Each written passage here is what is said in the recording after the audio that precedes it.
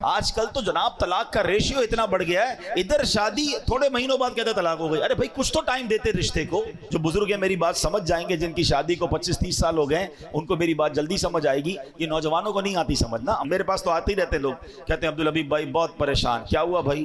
بڑی دعاؤں سے شادی کی، شادی کے بعد گھر میں جھگڑے ہی اتنے، ماں کو بیوی پسند نہیں، بیوی کو ماں پسند نہیں، ماں کو سمجھاؤ تو بیوی ناراض، بیوی کو سمجھاؤ تو ماں ناراض۔ میں تو پریشان ہو گیا شادی کر کے، میں ختم کر رہا ہوں، طلاق دے رہا ہوں۔ تو میں نارملی نوجوانوں کو جو سمجھاتا ہوں آج لائیو سمجھا دیتا ہوں، شاید کسی کا گھر بچ جائے، کہ یاد رکھو شادی کے پہلے 4-5 سال ہمیشہ مشکل ہوتے ہیں، فیصلے میں جلدی مت کرنا۔ جن کی شادی کو 25-30 سال ہو گئے نا، ان سے پوچھو، ان کی شادی کے بھی پہلے 5 سال ایسے ہی گزرے تھے۔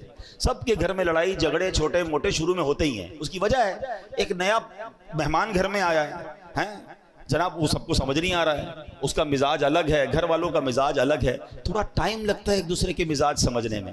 اللہ پاک بعد میں اولاد دے دیتا ہے، فیملی اولاد میں بیزی ہو جاتی ہے، گھر والوں کو بھی لگ پتہ جاتا ہے واپس جانا نہیں ہے، اس نے یہ آ گئی ہے تو یہی بہو بنے گی، تو ماں بھی سمجھ جاتی ہے، بیوی بھی سمجھ جاتی ہے، اور پھر گاڑی چل پڑتی ہے۔ شادی کا اصل سکون جو ہے نا وہ 5-7 سال بعد ہی ملتا ہے۔ ٹھیک ہے میرے نوجوانوں، جلدی نہ کیا کرو، یہ فیصلہ کر، یہ عورتیں بھی بہت کر، لڑکیاں بھی بہت کر رہی ہیں۔ ادھر شادی ہوئی 6 مہینے بعد اپنے ابو کو کہنا شروع کر دیا میں نے نہیں رہنا اس گھر میں، میری ساس ایسی ہے، میری نند ایسی ہے، میرا شوہر ایسا ہے، مجھے طلاق چاہیے، اور ابا بھی کہتا لے لو طلاق۔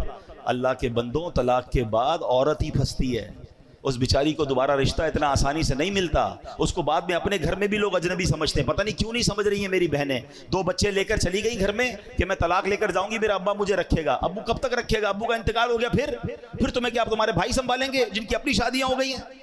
اتنی جلدی کر رہے ہیں لوگ طلاق میں، اتنا جلدی فیصلہ۔ قرآن کہتا ہے کہ جلدی مت کرو، فیصلے میں فاسٹ نہ ہو جاؤ، ٹائم لگتا ہے۔ یہ رشتہ 2-4 سال کا نہیں ہے، یہ زندگی بھر کا رشتہ ہے۔ اللہ کرے یہ جنتوں تک کا رشتہ بن جائے۔ ہر وقت فیصلہ کرنا ہے کہ ابھی ختم کرو، ابھی فیصلہ کرو، ابھی طلاق دو۔ یہ مرد، اللہ کا بہت بڑا احسان ہے کہ یہ طلاق کا حق مرد کے ہاتھ میں ہے۔ اگر یہ عورت کے ہاتھ میں ہوتا نا تو ہر دوسرے بندے کی طلاق ہو چکی ہوتی۔ ان کا تو کام ہی ہے یہ فیصلہ کرنا۔ تو میری بہنوں سے بھی گزارش اور میری بھائیوں سے بھی گزارش کہ جن کی شادی، اور میری ماں باپ سے بھی گزارش، یہ ماں باپ بھی شے دیتے ہیں، فکر نہیں کرو طلاق لے کر آ جاؤ میں رکھ لوں گا، کبھی بھی اپنی بیٹی کو راستہ نہ دکھایا کریں، بلکہ اس کو کہیں کہ تم اپنے گھر میں وقت گزارو، ٹائم دیں۔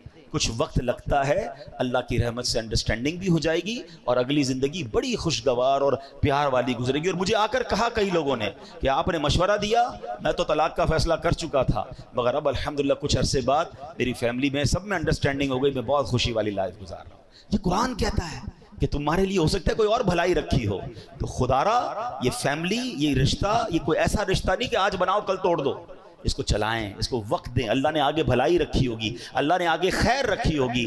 اللہ کرے کہ ہم اپنے گھر میں محبت اور پیار سے رہیں، قرآن کی تعلیمات پر عمل کریں، تو انشاءاللہ اس کی برکتیں ملیں گی۔ اللہ پاک عمل کرنے کی توفیق عطا فرمائے۔